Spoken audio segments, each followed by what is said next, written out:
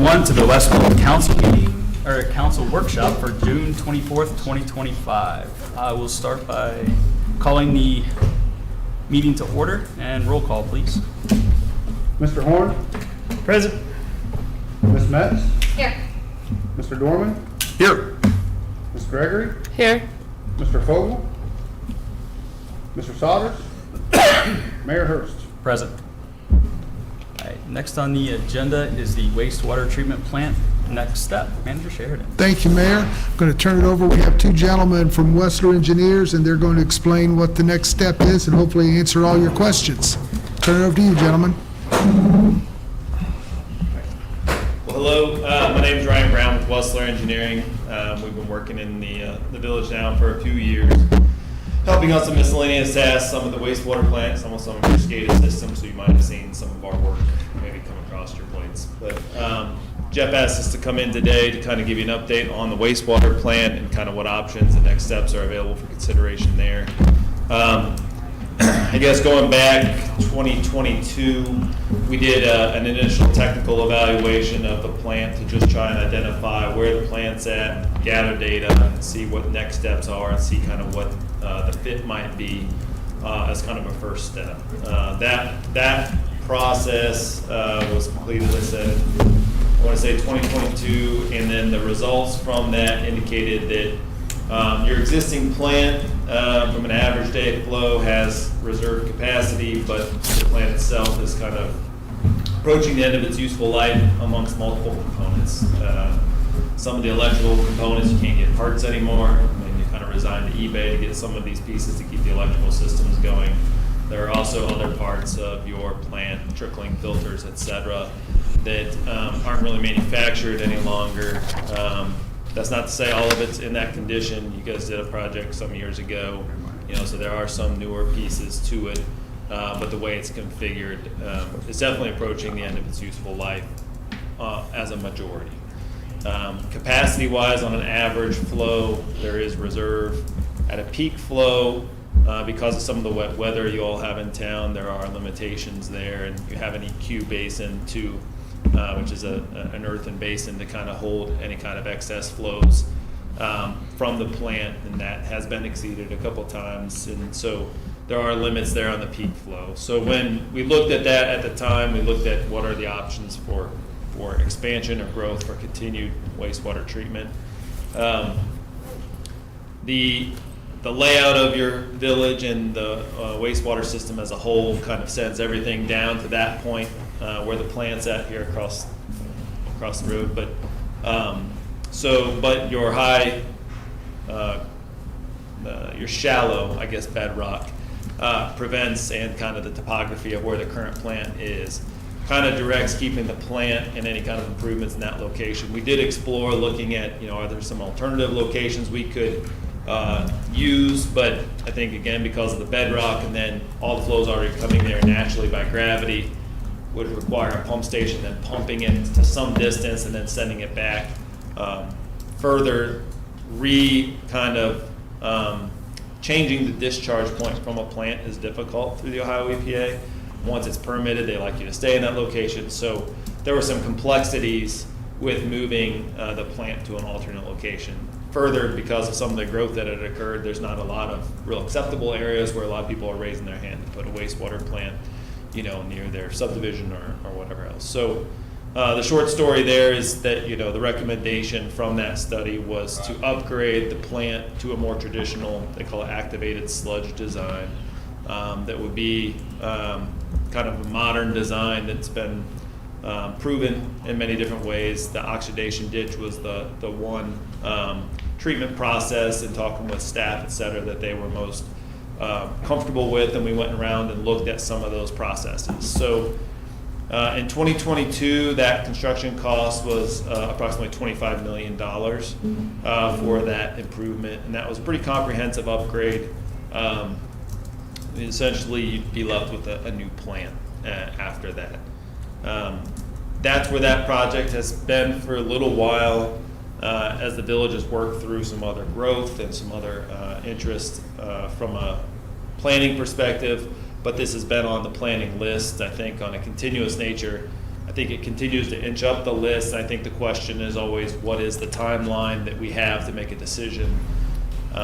Most of these plants, you don't know. I mean, it could run great one day, and there could be a catastrophic failure of a certain piece, and now you're limited. Fortunately, most of the design of the plant will have a backup in place. But when we look at the time it takes and the funding that comes along with these types of projects, even on a fast track method, you're probably at 5 years if you start today before you're kind of turning the switch to make a new plant. There's been ways to make that a little faster. We have another project that's going to take about 8 years because of some of the complexities with permitting and getting the funding pieces in place. So I bring that up just to present where do you go from here. To Mr. Sheridan's point is, the time now is to start thinking about what that timeline needs to look like as a village and when to make those decisions. Funding is a big piece on this. Obviously, when you're talking that size of monies, and there are many different funding sources available, both state monies and federal monies that are available, each with their own pros and cons. The federal monies, things like USDA, CDBG, et cetera, and even Army Corps, have some good grant opportunities with them, but they also require a lot more red tape, if you will, because of the requirements from the federal government. State money is easier, a little bit less grant opportunities, but it moves a little faster and less paperwork. And of course, local funds are the easiest, but those are very limited. So those are the funding systems. The next big funding deadline, and this is an annual, is the WPCLF program, which is an Ohio EPA-based program. It's the state revolving fund, kind of in a general term. That nomination period for wastewater projects occurs around August, September. The date fluctuates a little bit. It's, towards the end of the August timeframe. That nomination period requires a preliminary engineering report, or sometimes referred to as a general plan, that takes the technical memo that we prepared previously and adopts some other pieces that make it more complete. Things like demographic data, things like regionalization discussion, things like alternative analysis, net present worth analysis. Some of that's in there, but it's also 3 years old, and I think you guys recently completed a regional, or participants in a regional evaluation, looking at what are the opportunities to regionalize. There's value in that because regionalization is favored when you look at funding, when it makes sense. The other thing is that it's a requirement of the funding source. So in order to, if you wanted to move forward, the step would be convert your technical memorandum from 2022, take it to today's data, update, work with plant staff to make sure that we're working with the most current numbers, and then taking into account some of the other work you've done in the collection system to try and reduce I&I, inflow and infiltration leaks. And see if we can convert that into a PER. We'll submit that. It's a there's no obligation to nominate the project for either design and or construction funding. But if you submit that in August, September, around December, you will be notified of where your project place is in the state amongst probably 300 or so other projects. And then you go through that cycle, and if you get favorable funding, as well as some of the other funding sources that are out there that kind of occur simultaneously, but they don't occur on the same timeline, then you can make a decision whether you want to proceed, or there are some options to improve your scoring, and you can renominate yourself in 2026 or 2027 in future years. But it's the first step to get your project on the list. It also allows us to bring your project in front of another group called the SCEIG, SCEIG, which is an acronym for what really just means the head of all the funding agencies sit in on a special meeting. You get to present your project. We'll do that usually in coordination with the village to bring awareness to try and maximize your funding potential for the need. Is that state agencies? It would be state and federal agencies are all kind of represented there. USDA, OPWC, CDBG, OWDA. When does that happen? Those are they're not monthly. They're probably bi-monthly or so throughout the year. I think the next one's in September. There might be one more in October. Then I think they take a hiatus till January, February. I could forward on that to Jeff and he can route that around.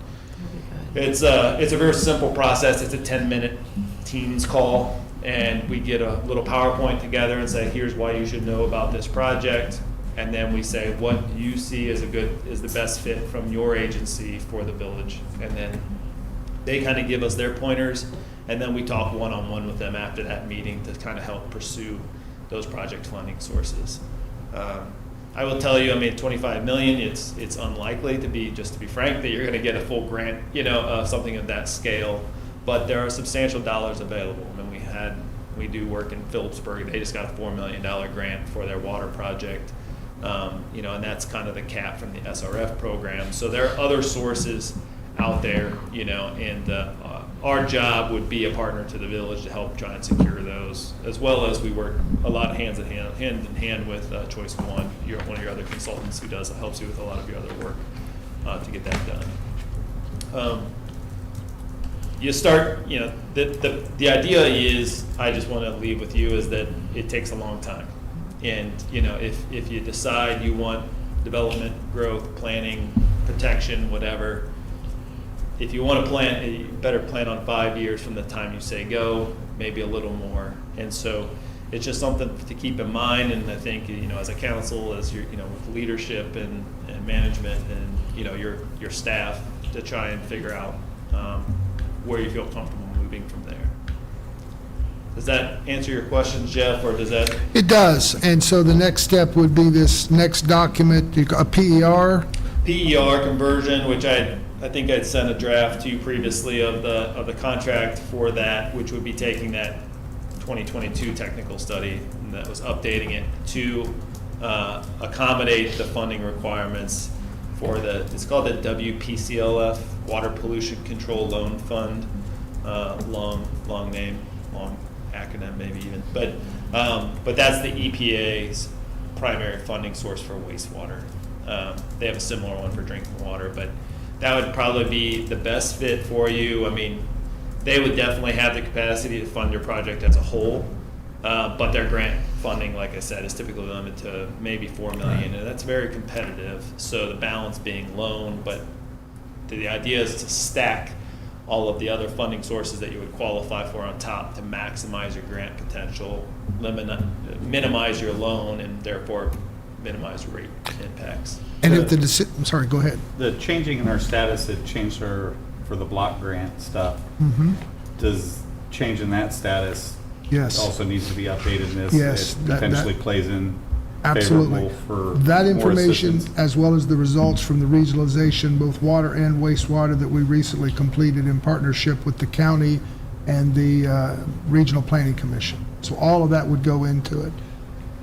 The deadline for the meeting is sometimes August, September, is that correct? Yeah, they haven't posted it yet, but I would expect it would be right around the end of August, early September.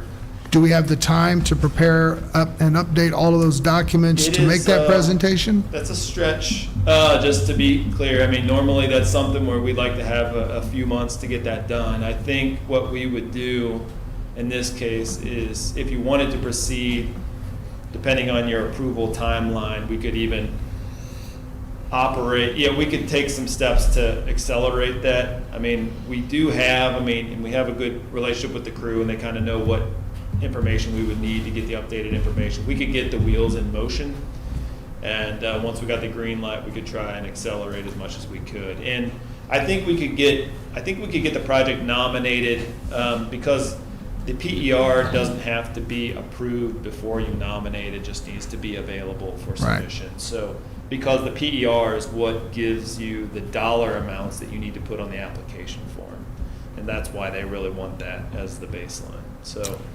I think we can hit that. Okay. It'll just be a stretch, and then you might have to make some modifications to it after the fact, and that's okay. And the estimated cost of that step? I did not. I told Eric I left in a flurry today, but I think it was around $35,000 is what I can tell you the To actual amount. update and get it to that next status to move That's correct. Right, Yeah, right. that's the modification for, to bring it into the funding and incorporate. And what we would do is not only incorporate the numbers from the plant, but also bring in, by reference, the study that was recently completed on the regionalization and identify whatever parts that might be a fit. Because we want to account for those flows coming to the plant where there's a willing partner to bring their flows this way. Any other questions? So the cost to do that study or submit that, is that a one-time, if we don't get selected for the funding this year, Yeah. but they score us for Good question. next year? It won't really change year to year. Now, if you do another thing and you wait a few years again, yeah, then it would need to be an upgrade, but it wouldn't be that full amount because it would just be a matter of updating those numbers. So, so the short answer is no. You're not going to have to do this again next year if you renominate it. But if you wait two, there's going to be an added cost. Yeah, if you wait a couple of years, yeah, there'd be an added cost. I would say the only thing that might be different, and this would depend, is that we have to fill out the form for you, so it's a very small cost, but if we had to help you renominate it again next year, we'd have to recreate those forms, but that's a small $1,000 or something like that to help renominate that for a future year. But the bulk of that prep work is then done at one time. So you said WPCF? WPCLF. Water Pollution Control Loan Fund. Okay. There's a lot of You say it acronyms. that way, it makes sense. Yeah. Well, it is one of the many acronyms we have to learn. So it says like it occurs around August, September, and it's June. It's the end of June, and like I'm just realistic. Like we're government. Yeah. When is the next deadline? August of 27.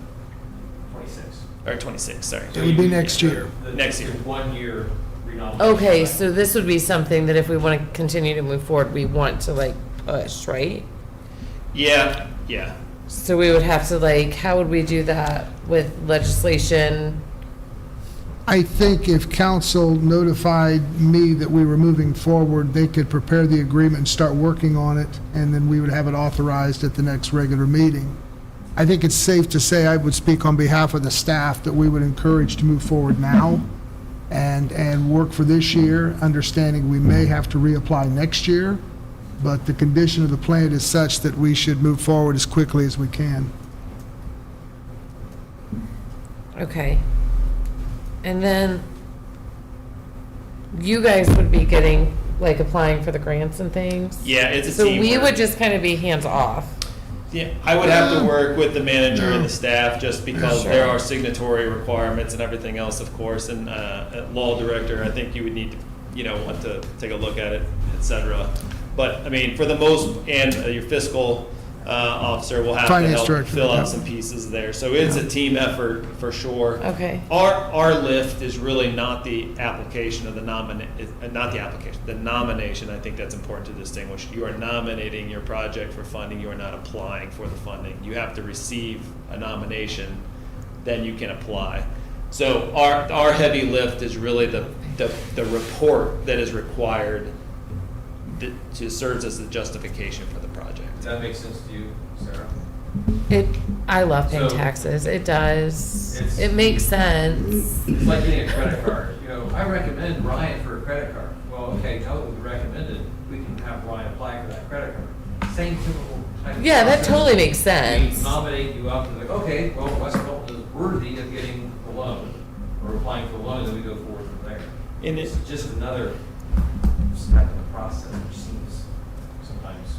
And you can actually I get it. nominate anytime. I get it. But the problem is like if you want to be nominated for the actual funding, grant funding and all of that, that's your window for getting early on the project priority list, PPL. project Okay. management.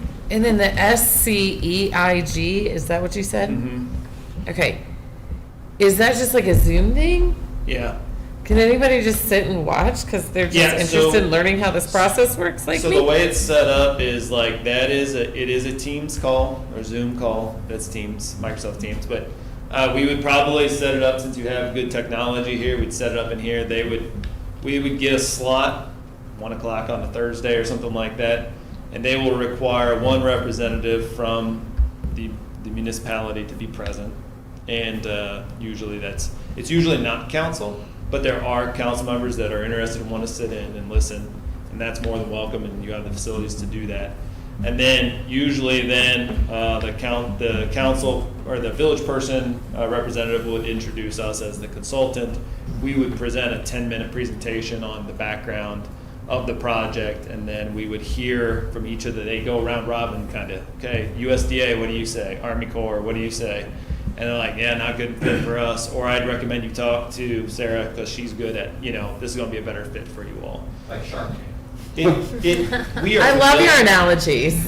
We are familiar with all of these programs, but the goal of that is to make sure they see your project firsthand as the leaders of those agencies, and you don't get kind of found in the dust, if you just kind of apply without and sometimes, and it's often, they will bring forward something that maybe we missed, or like they see something in your project that we didn't see.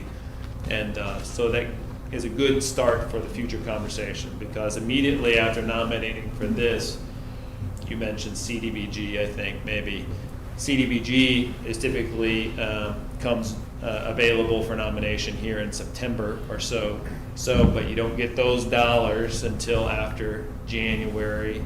And then rural development operates in the federal cycle, so that's October.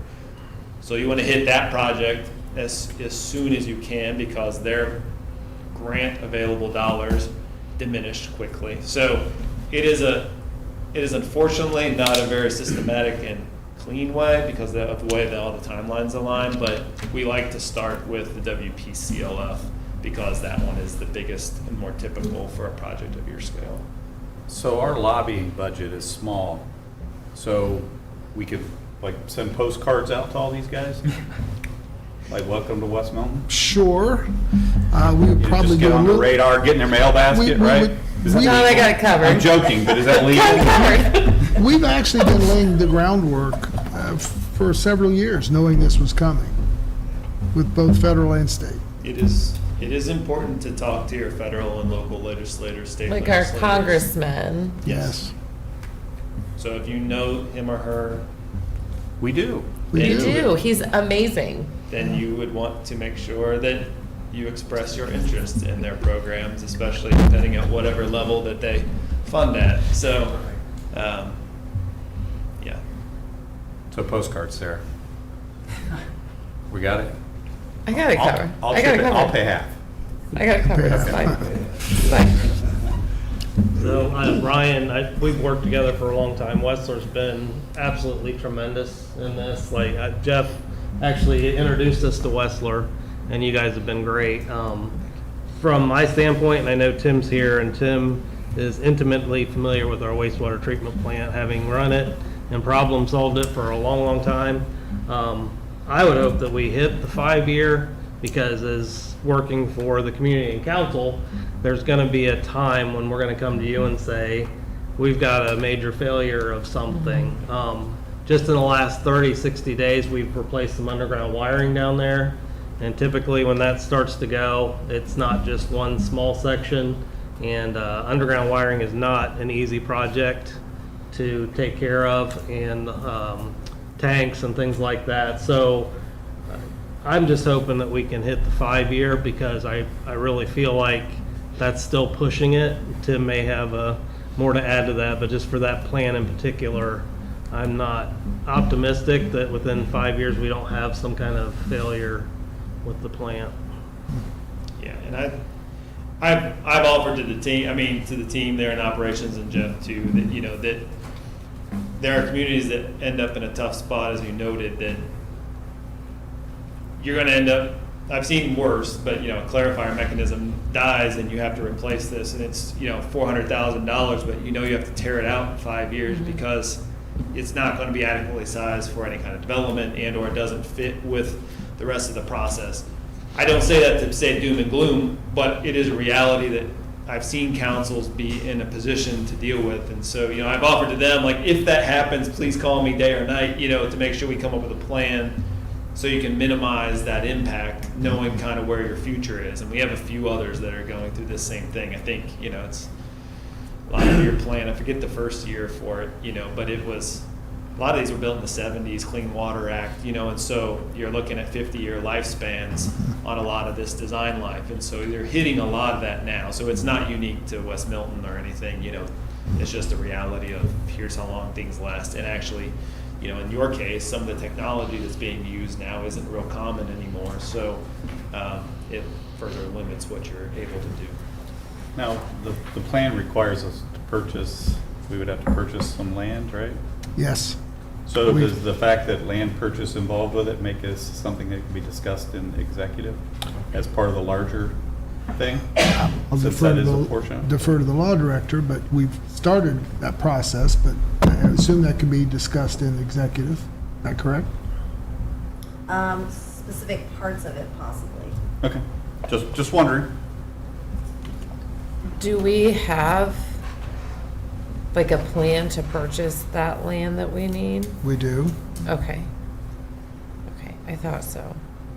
I have one more question, silly. So, 5-year plan, we get elected for 4 years. Is it possible to have like kind of a checklist of like, here's the steps that we could have to kind of like follow along, Yep. keep updated? Yeah.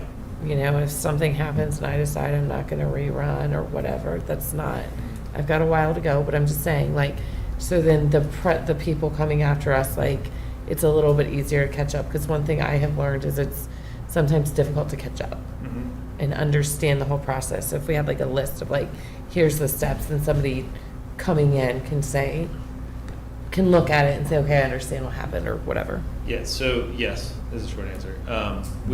Once we kind of know what direction you're heading, what we'll do is format just what you're saying. It's kind of a path for how this project works, and then kind of either on a quarterly, monthly, or as requested, we'll kind of update you as those go along and say, like, cross it off, this is done, the next thing on your list is step XYZ or whatever it is. So you can follow along in kind of a more general fashion, and if needed, you can always ask questions, or we can give you more detail, or but it is because it's that long, and depending on how many funding agencies get involved, that's where the real complication comes in. You've never designed a wastewater plant before, Sarah? Not personally, but I have friends who have. Okay, here you go. Does assembling a bird bath count? Haven't done that either. Possibly, it's up there. Does it involve water? It's low scale, but As long as waters flow, we're good. I mean, these are legacy projects, right? I mean, these are the things that, you do once, and, you'll never see it fail probably in our lifetime. Just like people who designed this one, some of them are still here, some of them aren't on council, some have left. It better not if you design it. These are things that are, that change your community's direction for a long, long time. So they're big deals. Yeah, and I feel like that's why like stuff that was done in the past, like just kind of catching up. It might be helpful just to keep a track of something, because I mean, it's a lot of money. Yeah. Any other questions? appreciate you guys coming out. Yeah. Thank you. Is it, Thanks, and I didn't have enough cards to give, but some of you will have my cards and you can get. Sure, I can get you the contact. If you have individual questions, so. is it safe to say we have a consensus of moving forward towards that August or September deadline? I agree. I'm good with it. I'll have legislation prepared and I'll start working with them. Thank you. Thank you. If anything comes up, let me know. All right, thank you. It's okay to ask that, isn't it? Okay. I know. Dude, All right, that's, you're so that's- great. I don't want to cross the line. I It's just really helpful. want to be clear. Thank you. Mine was too. They move them around. See, we're on the same chair. So you keep taking them out to work on stuff.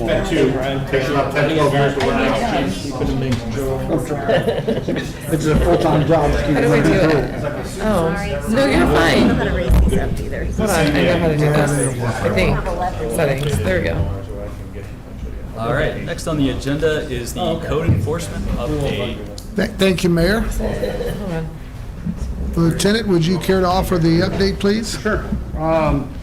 So the chief and I have been working on the code enforcement stuff. We've got 99% of the village done at this point, at least one round. The only thing we have left right now is Miami Street. That's kind of hard to do by myself. I'm waiting for Chief Wright to get back. Once he gets back, we're gonna hit Miami Street. But we've sent out over 101 letters right now. 20 of those have already in full compliance. Over 29 of them we're still working. They've either called in and we're working with them to figure out what's going on to get them in compliance. But of that 102, 37 of those just went out as of the 17th. So, I mean, we've got an overwhelming response already to what we've gotten. People are just, with the mail system, they're just now receiving calls. I'm just now starting to receive calls from the letters we sent out on the 17th. So, I mean, that's kind of where we're sitting at. Then I've got 31 more letters that are go out before the end of this week. What are the majority of the violations? Just a little bit of everything. We're mainly doing like weeds, brush, trees, trimming, junk motor vehicles, trailers, campers. It's just kind of a little bit of a mix of everything.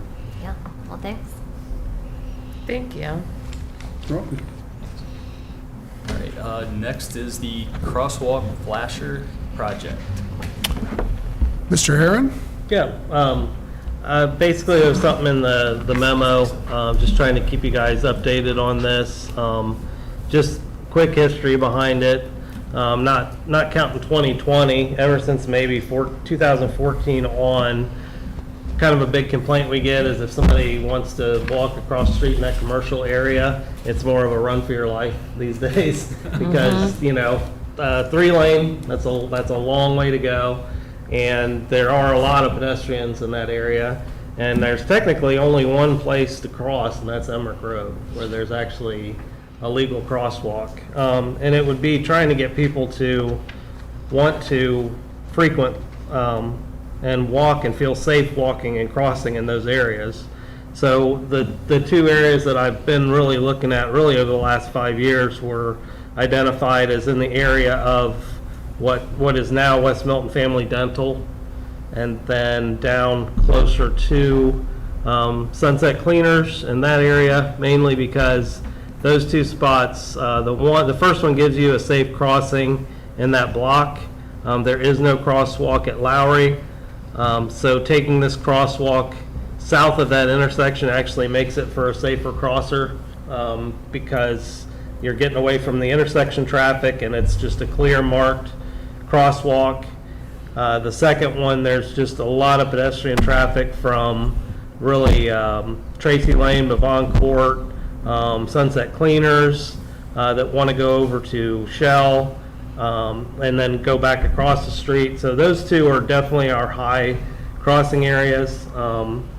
Who owns the sidewalk that connects Bavon to? It's on Miami? private property, so it's maintained currently by the majority. It's maintained by the what's that business where the grinder shop? Yeah. The cleaning? Okay, it Yeah. goes with the Sunset Cleaner property. correct. Okay, because that is a wonderful access point for cutting through from anything on Main. If anybody's kids are biking, whatever, through, to me, that makes sense that Yeah. you're funneling everyone down Main Street. Anybody that knows that you can cut through that cul-de-sac and Exactly. pop right out there. So Yeah, and that one gets used a lot, and it's really, I mean, the biggest thing everybody says is pretty much the same thing. To get across, you just have to run. I Yeah. mean, Well, and- you got the folks that live at Bavon Court, and they're getting on in their running years, you know. yeah, exactly. They're So not that surprised. to me sounds like a great place for one. So I presented you guys with I wanted to bring you the highest cost first in this case because I'm still looking at two other possibilities on the signals themselves. We've got a very good deal on ADA ramps. DAC Concrete, who's in town now doing some pre-paving work, is at like $13.75 per ramp, which is a huge savings. And if we provide the truncated domes, which are the domes for people that can't see very well, that $13.75 is a very good deal. And then the thermal work is actually like $500 to $600. So really, the big expense here is going to be the actual flashers and posts. I had I've asked for 3 quotes on those. I presented the most expensive just so that we wouldn't have to come back and say, well, guess what, the price went up. There is one that's cheaper that may work for the situation. I'm trying to find them in live settings to see how they really look, because it's one thing to see it on YouTube versus a 3-lane highway. So if council's okay with that, I mean, I would like to pick the one that works best for that area. So that's pretty much all I had on that. So what are you thinking? The flashing lights are hanging over in the back? They're mounted on a pole, so like it's a push button activation. So when they cross, it gives them X amount of time to get across, and there would be some pre-warning signs also that we would take care of. They have, if you want to see some, they have some in Pleasant Hill, crossing 48 by their school. Okay. They push a button and it lights up the night.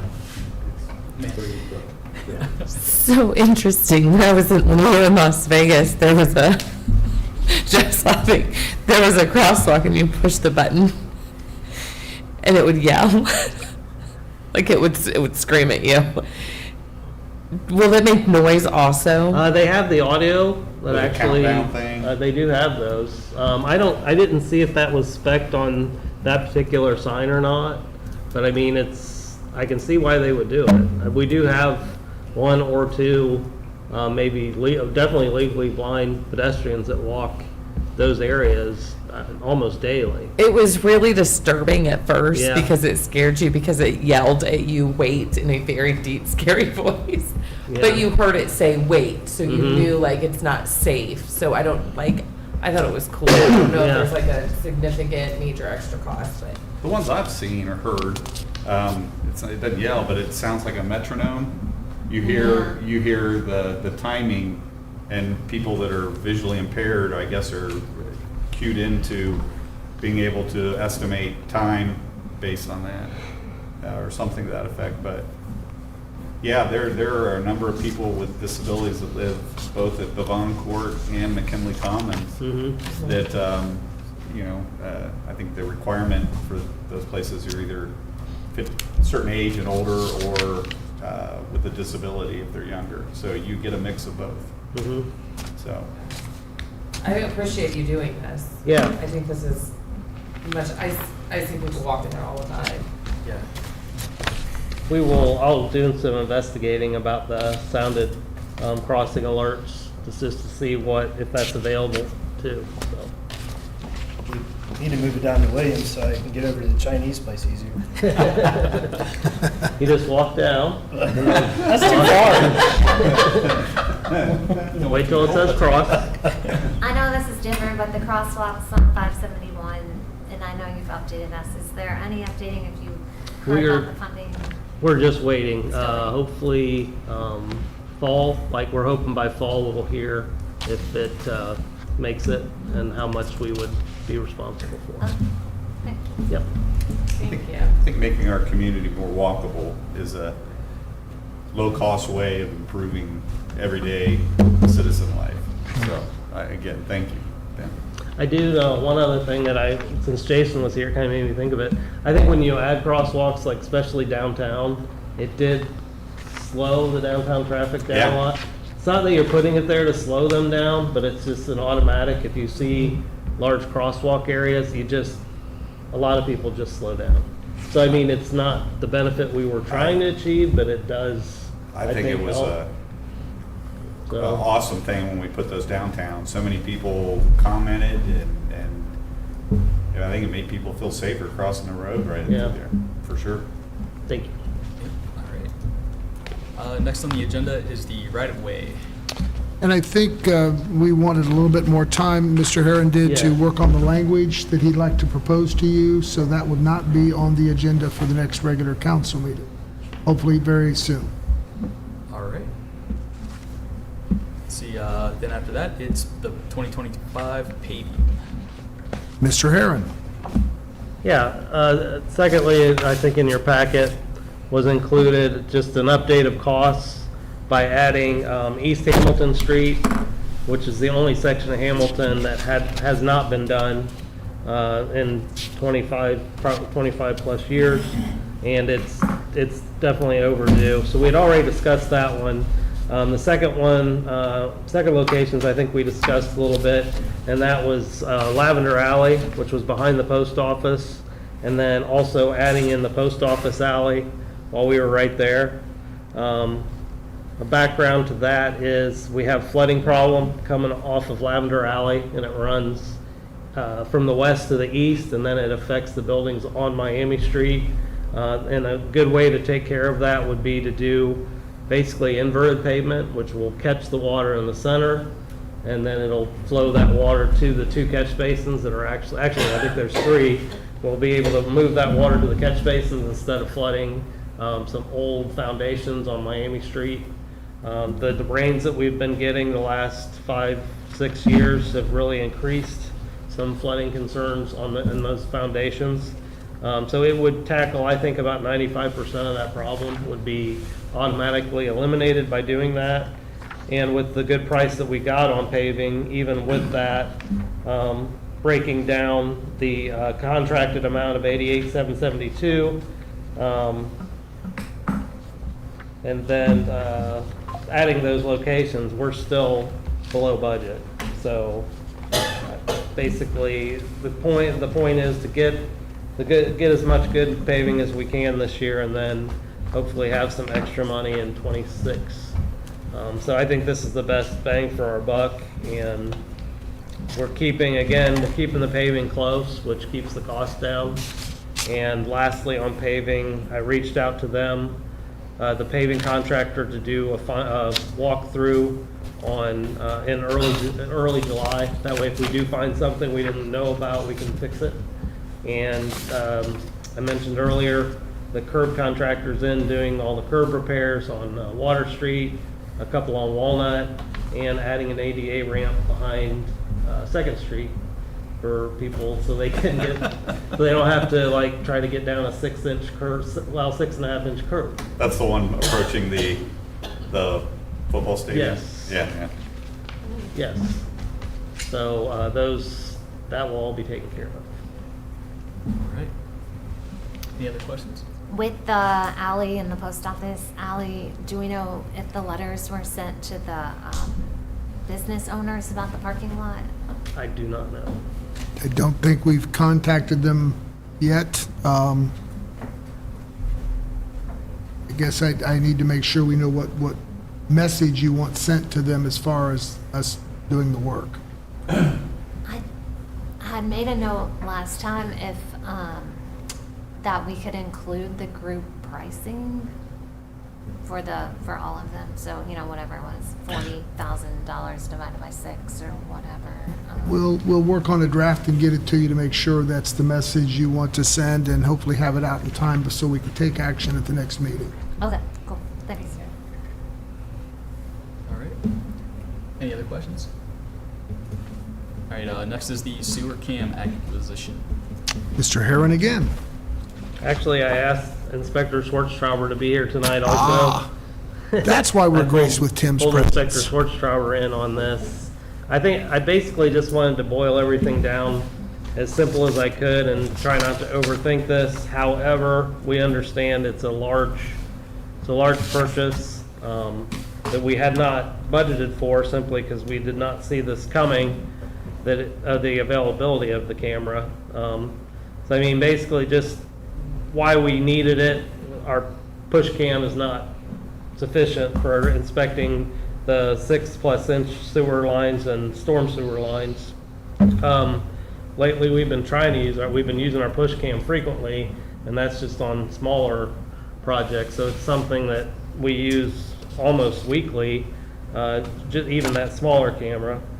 And then I took the liberty of putting some costs down with Tim's help on how much it is to camera these days, and the reason why we haven't been doing a lot of cameraing is because of the higher cost of the cameraing. What our plan would be, utilizing it not only on current emergencies, but also to start inspecting 80, 90-year-old pipe that we've never seen the inside of. What? before.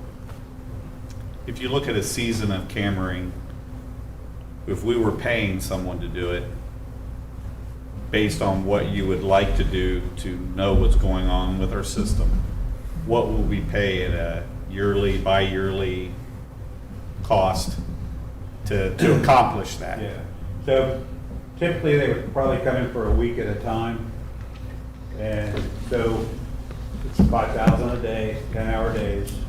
No, it would be 4 days. They work 4 10s.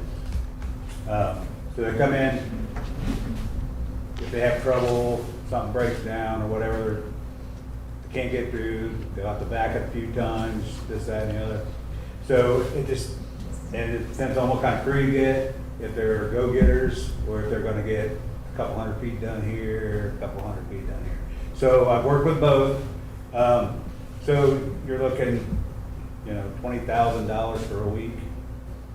And if you would do that a couple times a year. So we do not have any current videos of our current sewer system.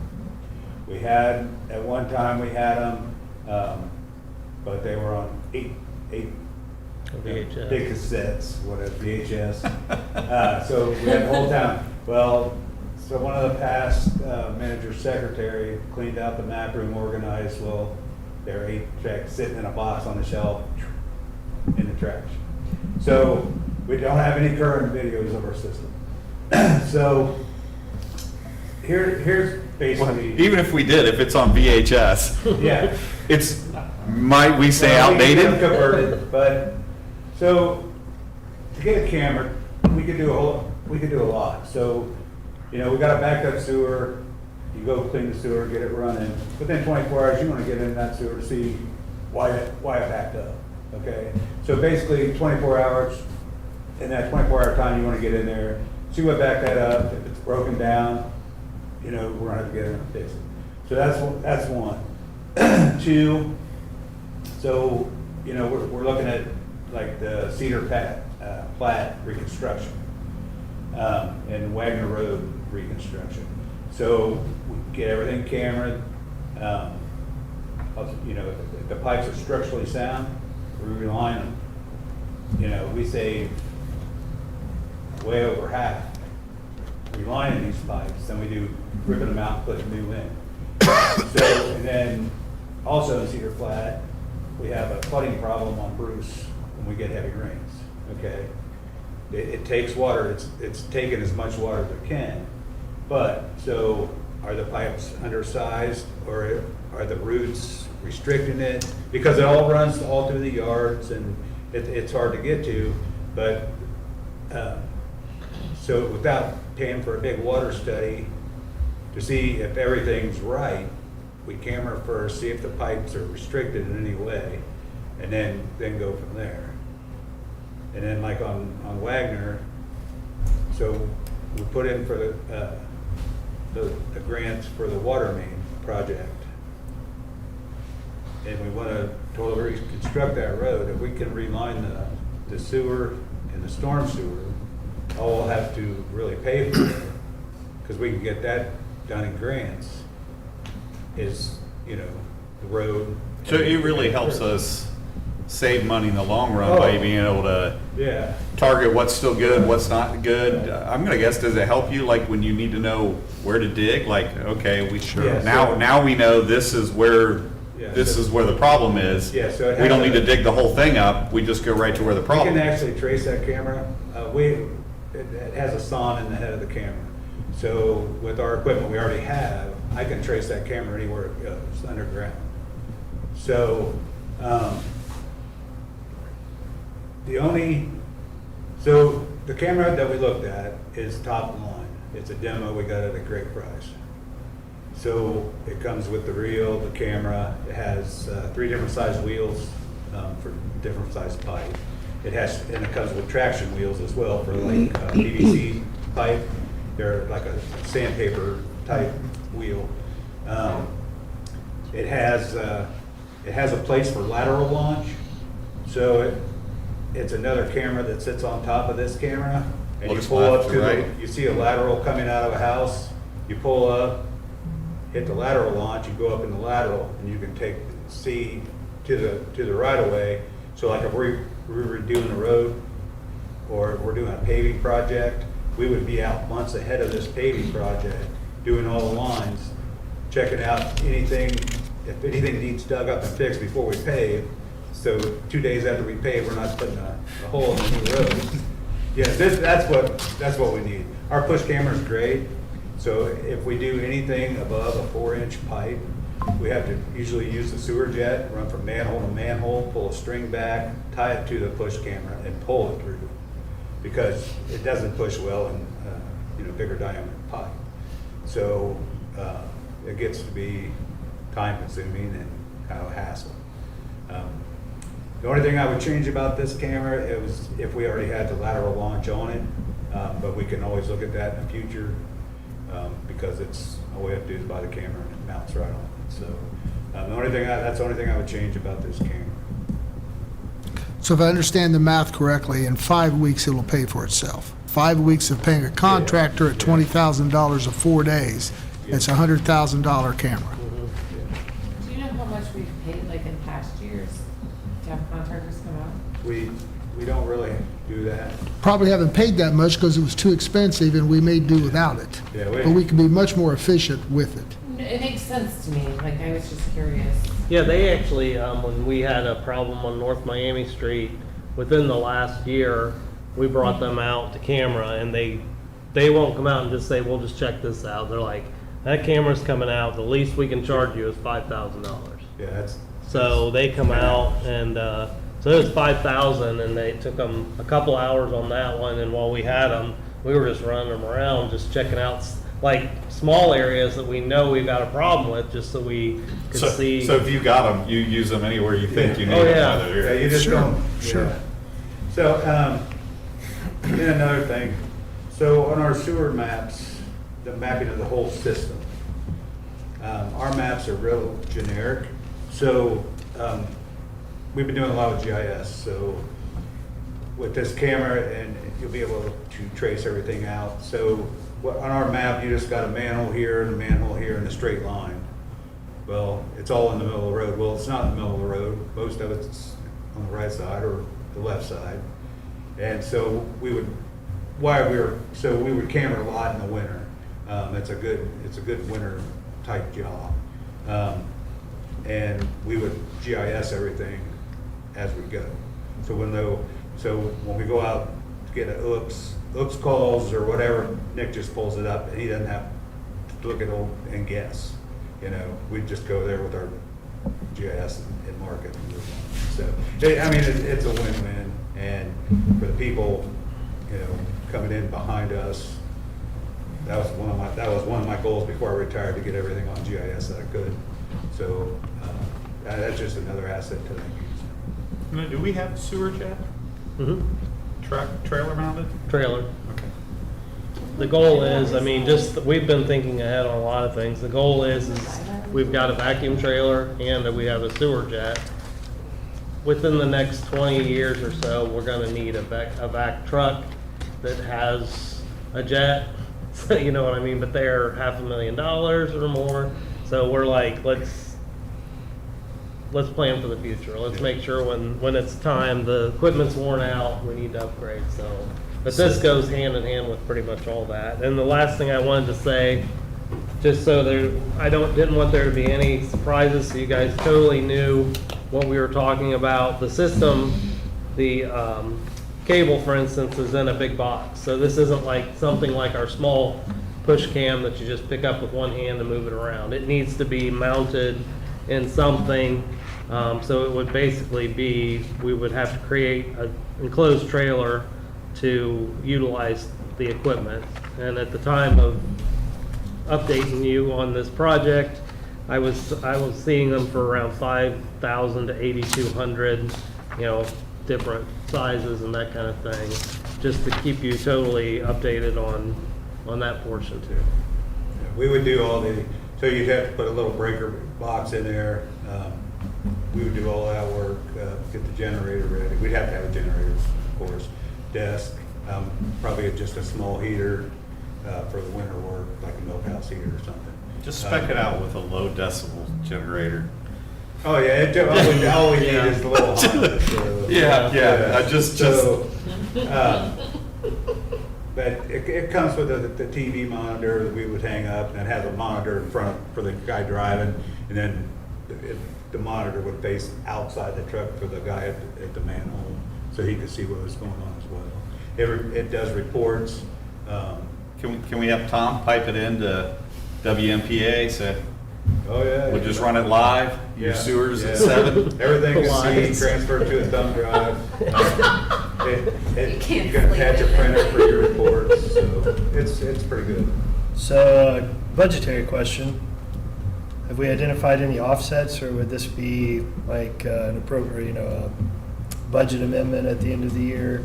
So if it went, I wanted to make sure that the manager, council, and finance were all comfortable. So the next step would be to sit down with the manager and our finance director and see what our best option would be.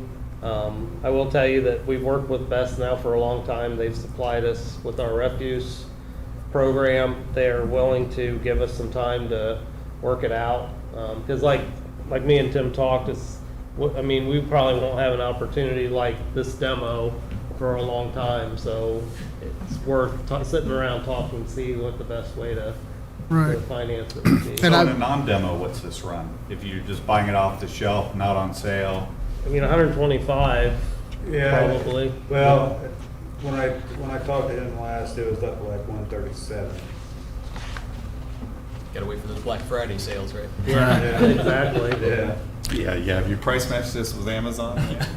I've actually dealt with Best Equipment in several of the municipalities in Indiana, so I also have worked with them before and bought a lot of equipment from them.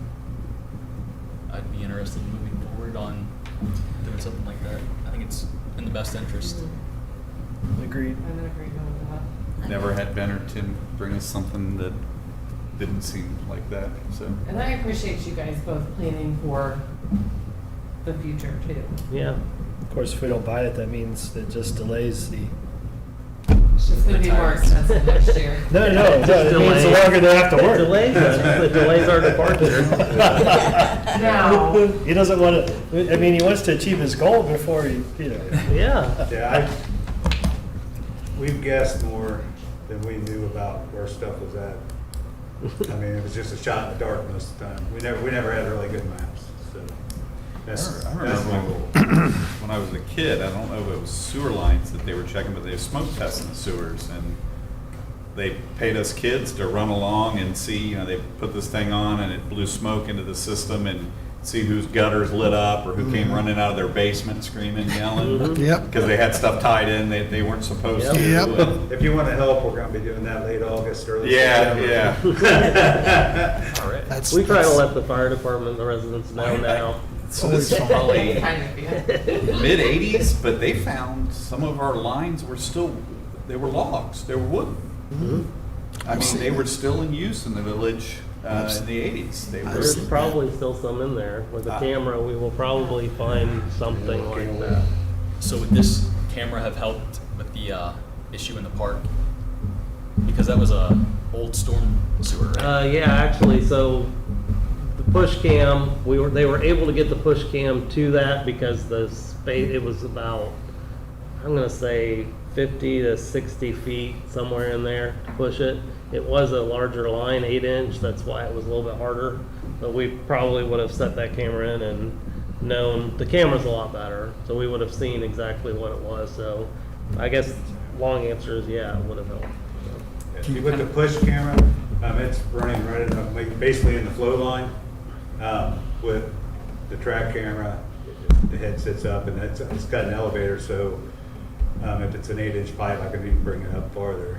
So if we get into a belly and if the water's deeper, we'll just bring that up and you can still see everything with the push camera. And once you're wet, you're done. Oh, man. So. So could you give us a quick overview of what all that was and how it got fixed and all that? Oh yeah, I can. I couldn't share the video. I tried to email it. The video was too big, but we put the sewer jet in to try to. First, we had water coming up. We thought, where's this water coming from? Because the sewer trunk line runs right there. So that was scary, because you don't really want to dig around a trunk line and poke a hole in it or something right next to the river or the pond, for obvious reasons. So the more investigating they did, Steve actually remembered or found the tile that actually goes into the park, and it's kind of an isolated tile. So that we realized quickly there wasn't any water coming out of it. So Steve and them guys cambered it, and they found roots. And so they tried to clean it with our sewer jet, then they put our root cutter on, and it was just snipping off little pieces of roots. So when they ended up having to dig down, like Tim said, use a locator to find out where the head of the camera's at, dug down, and they ended up, I would say it was about 6 foot. Was that about a 6 foot blockage? Yeah. About 6 foot of roots Yeah. come out in the shape of the pipe. Yeah. Oh, wow. It was, Yeah. it was, Josh was in the picture, picking up the pipe and the roots are dumping out the end. Yeah. It was stormwater, so that was Yeah, he good. showed us that video right after dinner. Yeah. At least he waited till after dinner. But what could have been a really major problem turned out to be them guys had it fixed in a day, so that was good. So we avoided a crappy situation. Exactly. I was gonna go with fiber is pennies on the dollar, folks at home. Fiber. All right, thank you. Next is retail strategies. Yeah, I guess this is for council discussion. You have proposals from Retail Strategies, and staff is, and myself are just looking for some direction if we want to move forward, if we want more information. I know Councilor Gregory has talked with him significantly, so if you want to talk a little bit more about it, or just want to know what direction we're taking if we're interested in moving forward. So I know they were, what, about 45,000 per year for 3 years, something like that? So they're $45,000 for the first year, Oh, okay, and then it went down. then 25,000, Okay. and then 25,000. Okay. And that's 45,000 and then 25 and 25 for downtown. And then also another contract for 45,000 with 25,000, 25,000 for Stillwater. Because they have two teams. So they have a commercial retail team that has relationships with these big companies like Zaxby's and Starbucks and Dunkin', and then they have a separate team that specializes in the downtown. When we were at ICS in Las Vegas, we didn't meet with the downtown because that's not relevant to what they do. But we met with the retail attraction side, and they have relationships with Aldi and like all these big companies, but also small. The reason that small communities like us are the bread and butter, because we don't have the staff to go out and attract large retail stores. We don't have the relationships and the staff. What was the lady, she works, Kelly, that works with the city of Troy, with Dan The Survey? county. She was the county economic development director, whose brother, when she texted him, because she thought he had worked with them in Birmingham. Birmingham was the connection. He now was working in Texas, and he had actually been an employee of Retail Strategies, I think for 5 years, and had now moved on working for a municipality as their economic development director, but gave them a very strong recommendation. Yeah, and then also Joey Graves, who's the president of the Troy Chamber, the CEO of the Troy Economic Development Corporation, I think. He has worked with the founder of Retail Strategies years ago and gave really good feedback on what they do. So if we decided to do it, it'd be nice if we could budget it and start next year.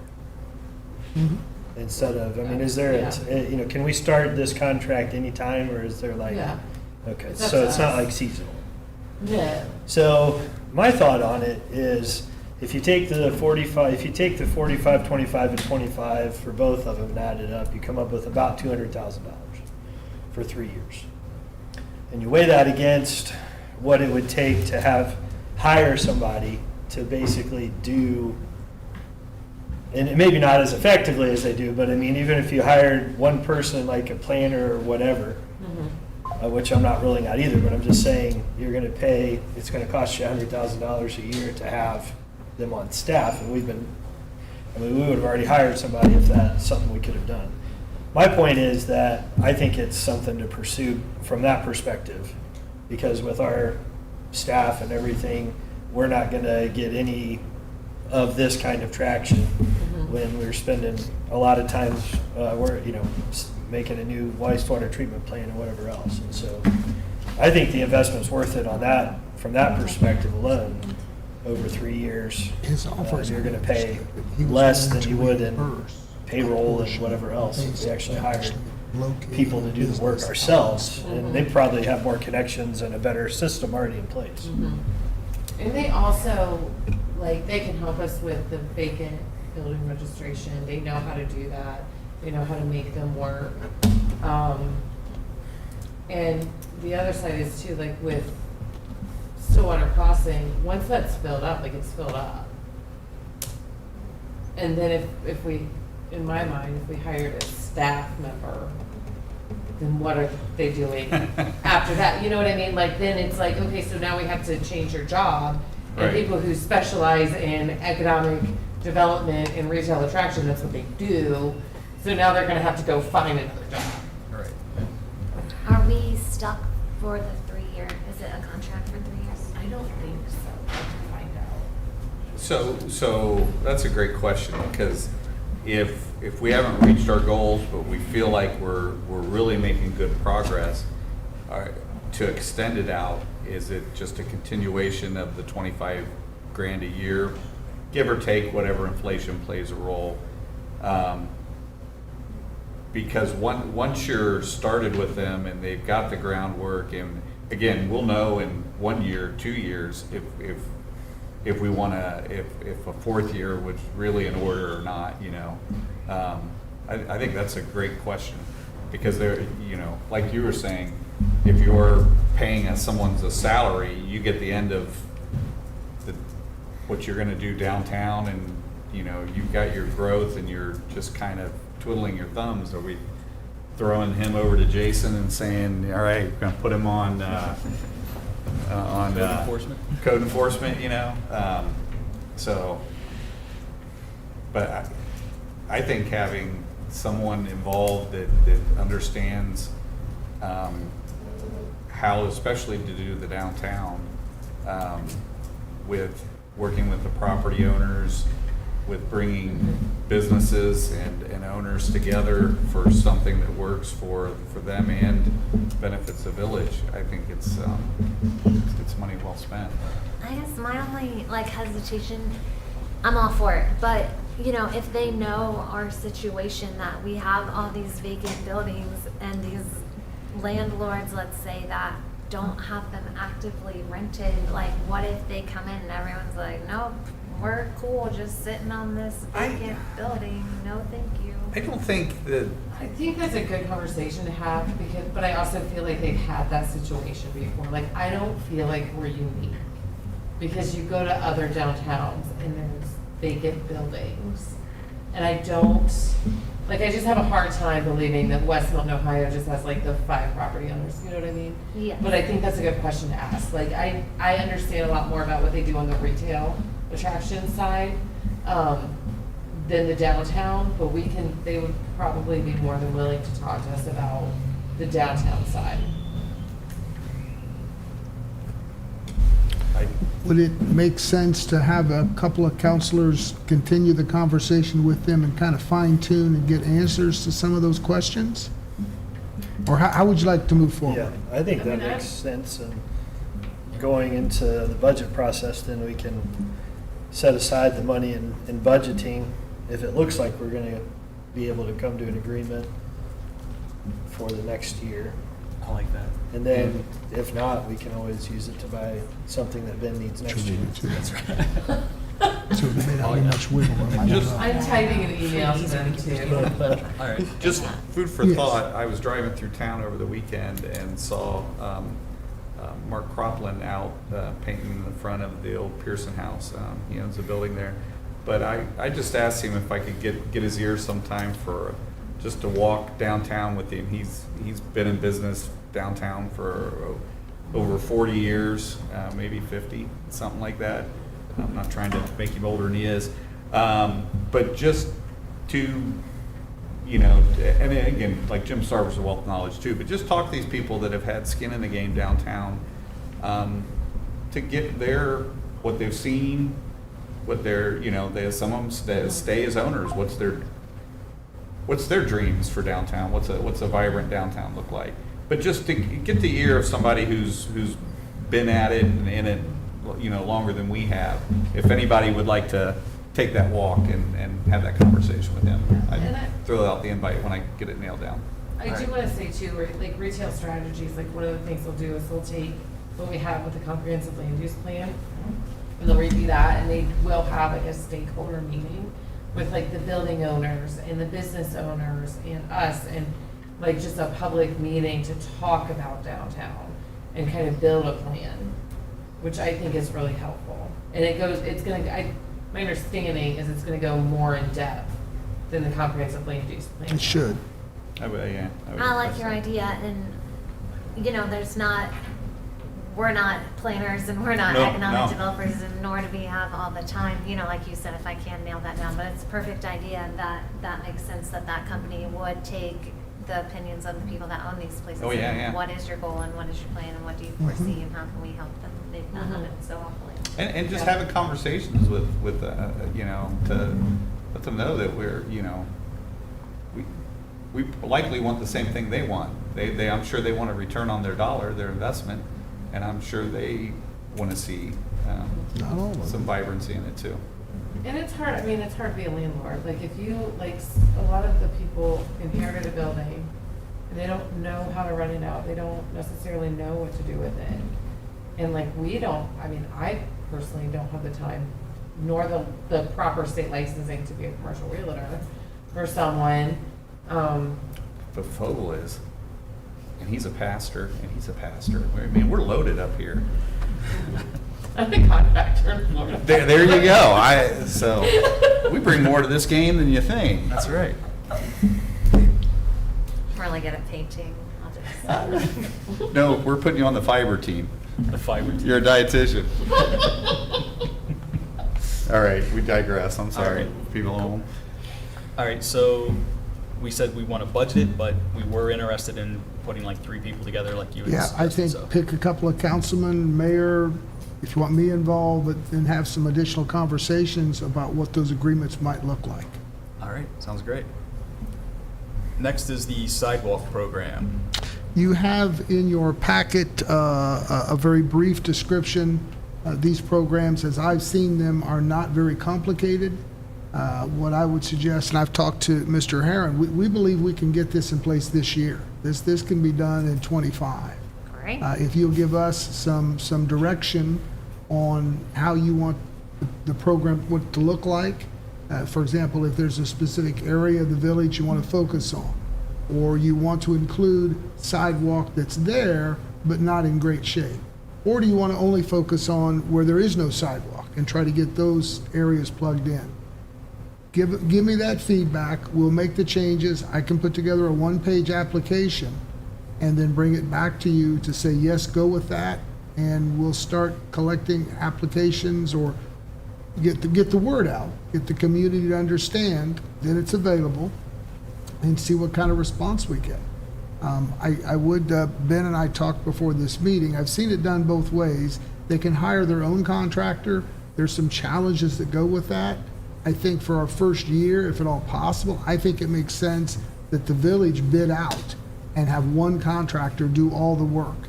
So we're coordinating with one contractor. Hopefully it's someone that Ben knows and has experience with.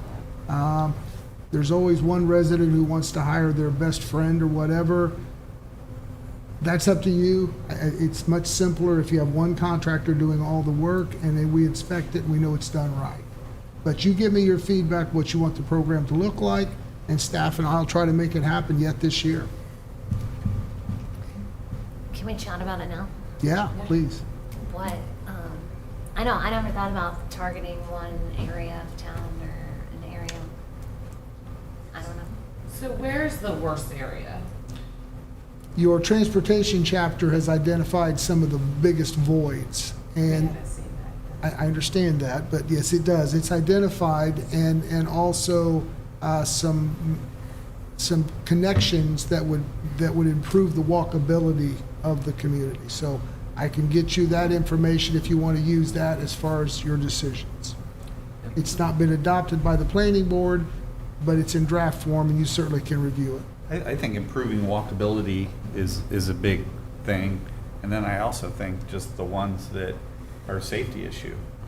To me, those make I mean, that plays into the walkability. If it's not safe, it's not walkable.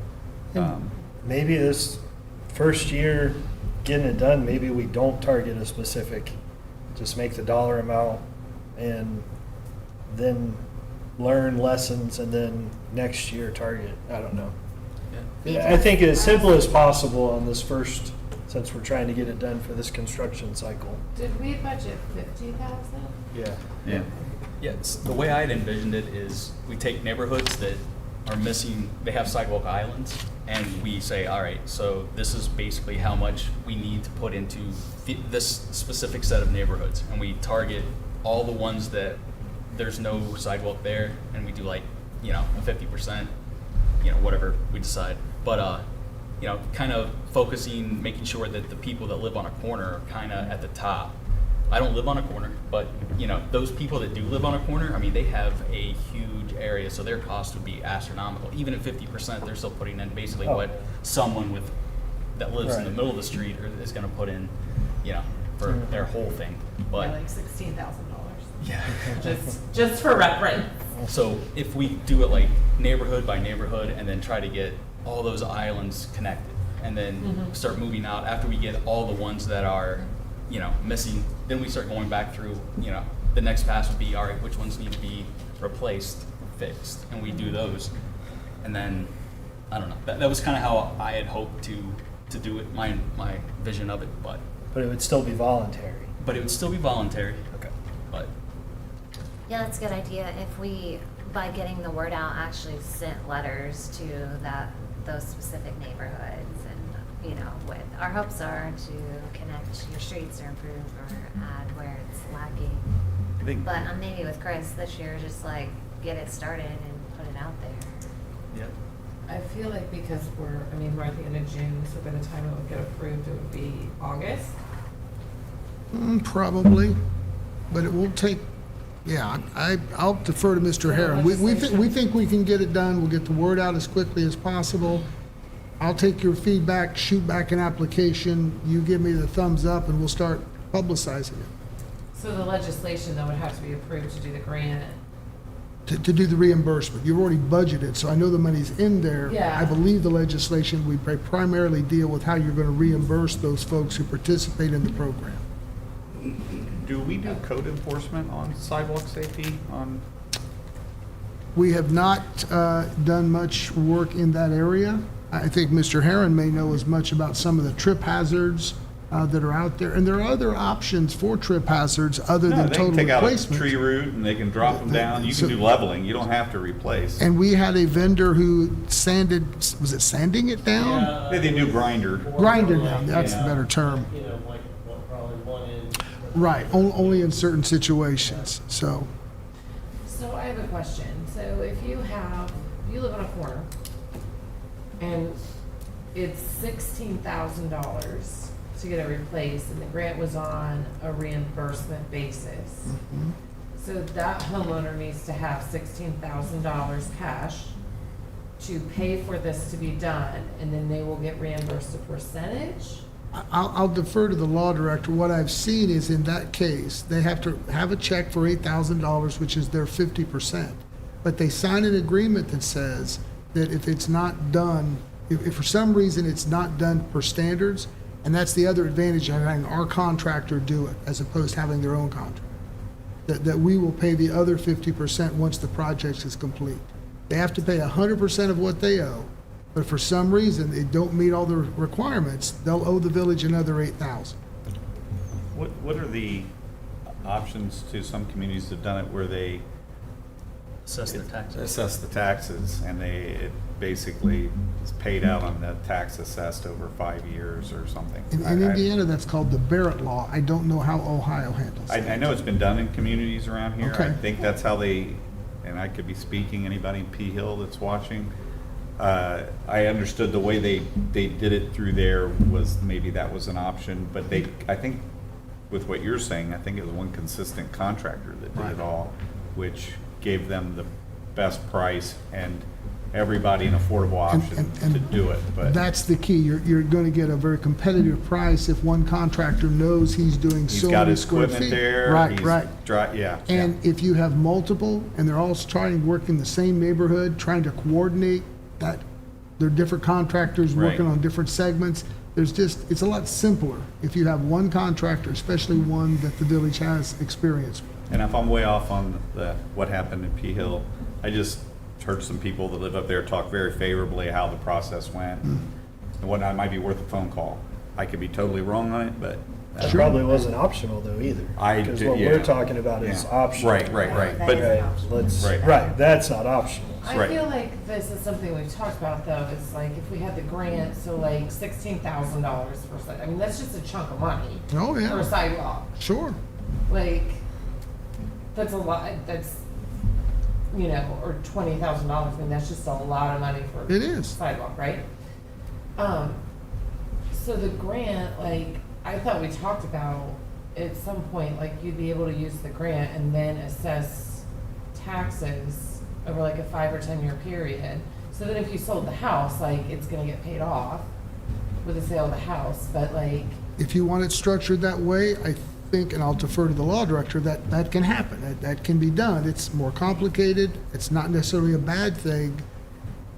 The flip side is if you focus on this as simple ones as possible this first round, and then you start tackling a little more complicated ones in future years, because this is not a as it one-off. evolves. Yes, this is not a one-off. If you're going to be successful, you're going to try to do it every year, maybe not for the same amount, maybe less, maybe more. But if it works, then you'll have more people interest, and you'll start slowly, over time, reducing those gaps in the walkability. well, and I think what Vice Mayor Horn said makes a lot of sense. Just if we're gonna push it so fast this year, then I think that making it as simple as possible, like you apply, it's 50%, we're gonna use our contractor, here it is. And then continue the conversation of, okay, so you've got areas where people have owned their house for 35 years, like, you know, that are on a fixed income or whatever, Right. that don't necessarily have that saved Right. cash to repair their sidewalks, but I don't know where those areas would be because we don't have the transportation portion of it. It will be it will be very educational to see how much interest there is in applying. Some programs I've seen, you know, the first couple of days, you get enough applications, all the money's gone. Others, because they're not sure about it, or if they've never done it before, so you actually have money left over. So I think the simpler and the more we can get initially and have it, show it as a success, will help us build the program going forward. Now, would that person applying need to have a quote already, or how would we know the amount? We have an estimate per linear foot that Mr. Herron can base it on.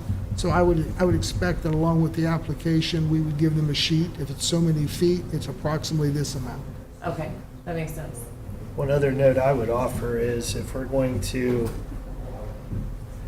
only offer it by using our contractor, then if for some reason it's not up to code, that's not the homeowner's fault. Absolutely. Yeah, if it's our contractor, Right. then we're responsible for making him Right. come back and fix it. Exactly. So that it Okay. meets our requirements. Good. So you want us to look over what you guys have written? Give any It's comments? in your packet. You can mark it up. You can send me emails. As long as I get the consensus we want to move forward, we'll start putting it together. Whether we have the legislation by the next regular meeting, but we can get the process started, start putting the word out that we have this program, the money is budgeted, we're going to be taking applications, here are the parameters of the program. Yeah, I like the simple this year, but then the option to assess taxes or target neighborhoods, but yeah. get it. We'll know a lot more by the applications we get. Yep. I just thought if we targeted neighborhoods, it Please. would make more sense because. I agree, it's just what neighborhoods, which is Well, why and- I'm asking for transportation. Finish. Portion of the comprehensive land use plan. So there's no, I have just an assessment question. Yeah. So, like right now, if we're doing the curbs, they get, the letter, then the last letter about the assessment meeting. Is that the same way if it's a voluntary grant project? Would we still have to go through that same assessment process? No, they can waive notice Okay. of that, so if it's voluntary. That's helpful. Yeah, we That's just have them safe sign to sign. something. Yep. And then with the grant this year, I know we talked about like replacing existing or, crumbling, whatever, versus putting in brand new. Do we have a thought for like this year? My thought would be the brand new ones take priority, but do you guys have the? I would say that the brand new ones take priority up until, like, those are all done, and then go back through and then keep, because we want to continue to do it, right? absolutely. Right. But, And then go back to that. The best outcome would have applications left over we don't fund this year, and they would be first in line next year when we begin the program again. So they'll be in, like, with the tax assessment part. So there would be, like, if it's $10,000 to replace, like, or to install that person's portion of the sidewalk is $10,000. So say it was like a 50% grant, so the village would pay the $5,000, and then their taxes could be assessed for the other $5,000, so they wouldn't be out of pocket. I believe that they voluntarily agree to the assessment. Is that correct, Paul Director? You can, but I don't know why you wouldn't just assess the whole amount then, and use the money on somebody else's property. I guess that's Well, my. because the city would be paying the grant, the $5,000, so like, if my sidewalk was $10,000 to replace, so the city's gonna pay $5,000 of that, of the $10,000 through the grant, Right, and then instead of me coming out of $5,000 out of pocket, it goes and it's assessed on my taxes for 5 or 10 years, instead of 10,000. I mean, if that's the way you guys wanna do it, we can set it up that way, sure. I like that idea for next year. I think there needs to be a lower limit established, though, because I think, I don't know, maybe not. I'm thinking out loud. I'm just wondering if you don't reward those people that are cash in hand, ready to go, and able to. Sure. And First. Yeah, I feel like that's fair, and then somebody that's like, I've lived in this, like, retired grandma that's lived in their house for 45 years, and the sidewalk's falling apart, and they don't have that cash, nor does it make sense to put, financially, like, they don't necessarily have cash to put $10,000. Right, that wasn't necessarily my point. My point was that assessing taxes increases the labor and burden on our end. Yeah. And so the simplicity of the program, should be, in my opinion, that they come, voluntary, this is voluntary work, so we're not making them do it.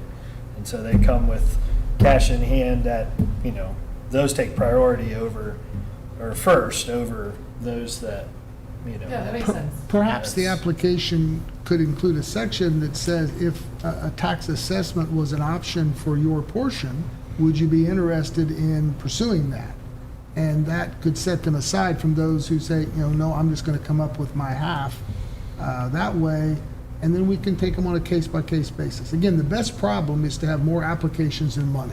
Yep. We can actually get all the money invested in new sidewalks this year. so it'd almost be like a scoring program. You Yeah. get the money, you get a little, you get a Exactly. couple extra That's- points yes. for your score, and then, I would also like to see this first year favor new, but if there's not enough new, also And grant old. replacement. Yeah, I'm So in the working school on I will system, try to you build tailor that it. in. Yes. for new No, I'm with that. versus replacement. Okay. I guess, I don't know where all the areas are. Yeah.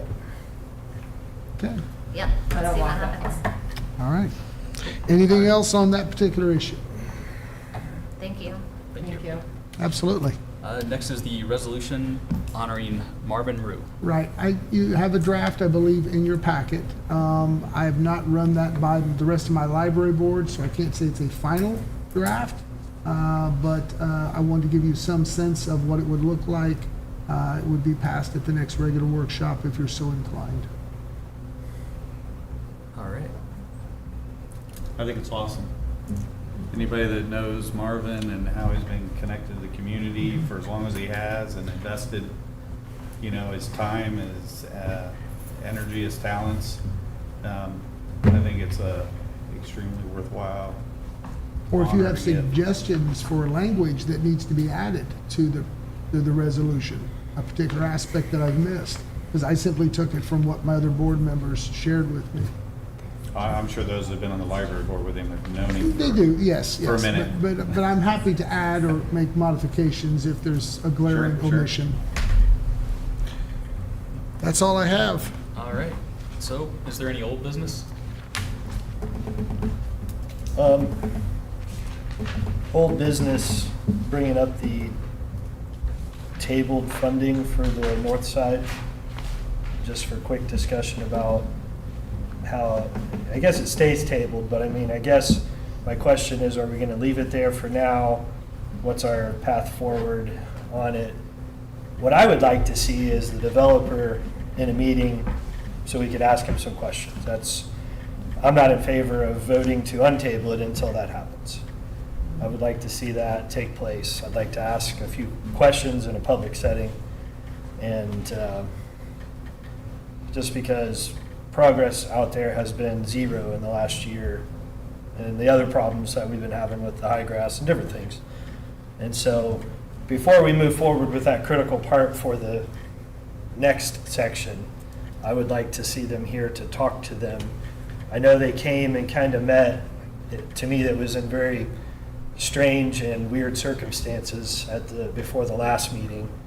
And we didn't have time to prepare questions or talk, what we wanted to talk about anyway. And they only met with 3 of us, so it wasn't in a meeting. And so that's what I would like to see before we move forward with the untabling of it. And correct me if I'm wrong, but if we don't pass this, then the north side development, for it to happen, this has to pass.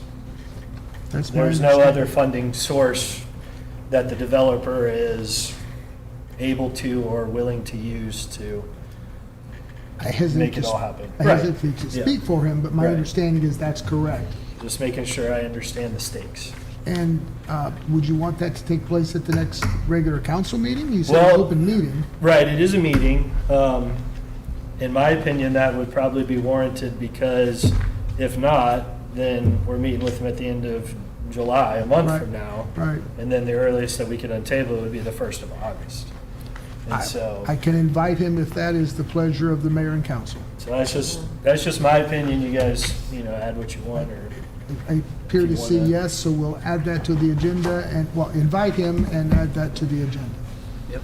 I was thinking exactly what you said, word for word, so you must have been mind There you reading, go. because, thank you. It's the connection with the iPad. See, I'm off kilter because I don't have mine, but I'm picking up the vibe. You were off kilter, because Uh, Ben had all those answers to all your questions in his report. See, that's trying to read it on my phone versus the tablet. See, the tablets are a wonderful thing.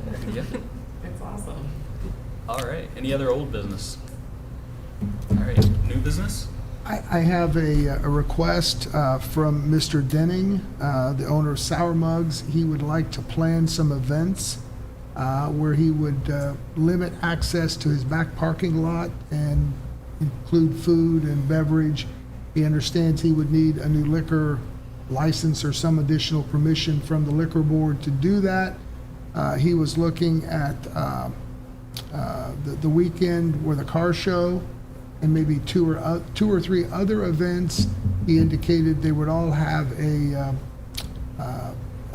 cause that he would help raise money and donate a certain percentage of the funds to different good causes, but he did not want to pursue it further if the council was not interested in allowing him to do that. Would he close off the alley back there? I don't know if he closed off the alley. He simply indicated he would put up some type of barriers to keep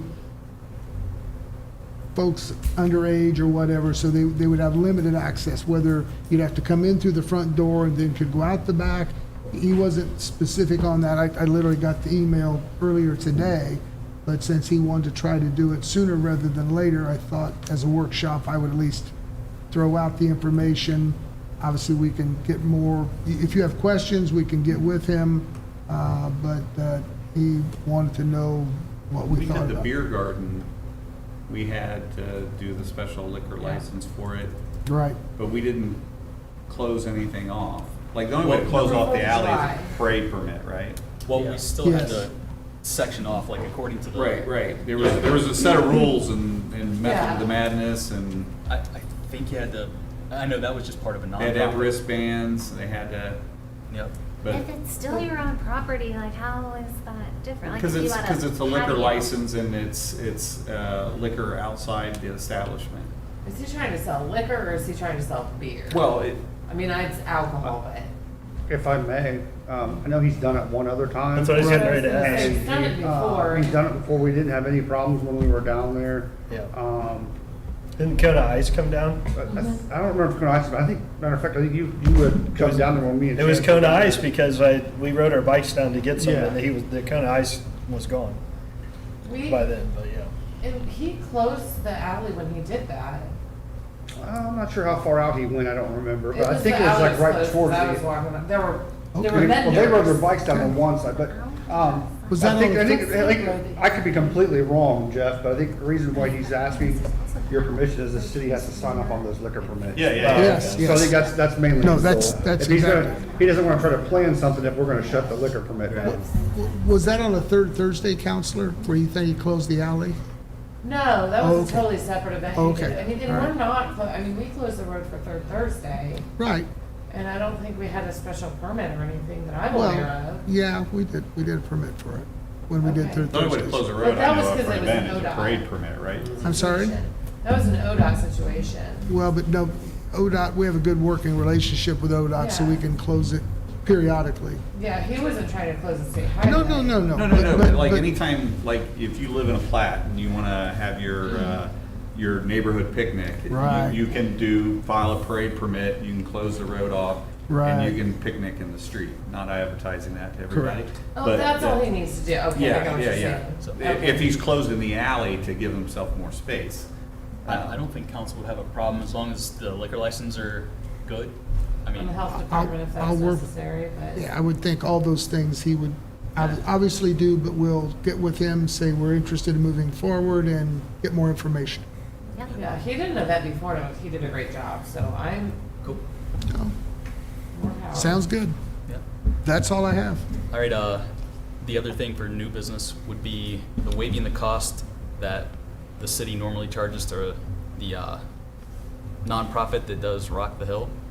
So we normally take like the police and trash and those things off the we Right. charge them for that. And I was just gonna see if council was interested in doing like a waiving of those fees instead of. For the event? Yeah. We already divided the money that we received. Well, yes, but we could Okay. still send them a bill. Gotcha, okay. In order to not send them a bill. Right, okay, thank you. That makes sense. Right, Do so, we know how much that was last year that we?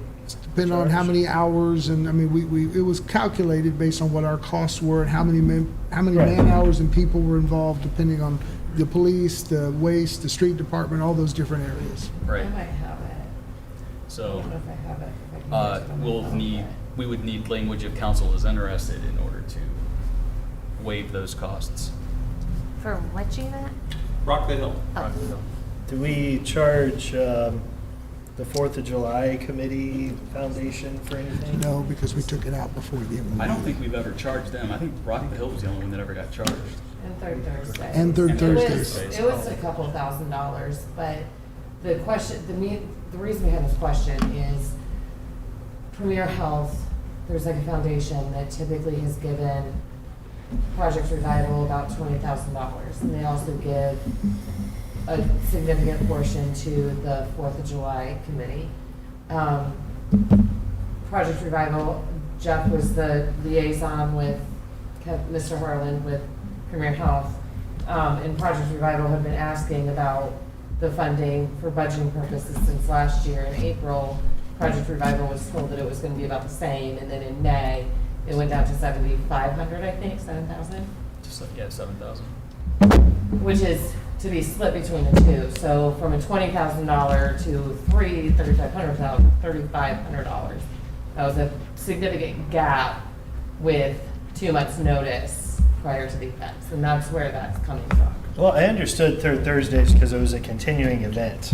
It was, more than one, and so we needed to account for costs. Maybe we come up with language that says that any nonprofit that holds a community event once a year, like the car show, people that do that, we don't charge for one.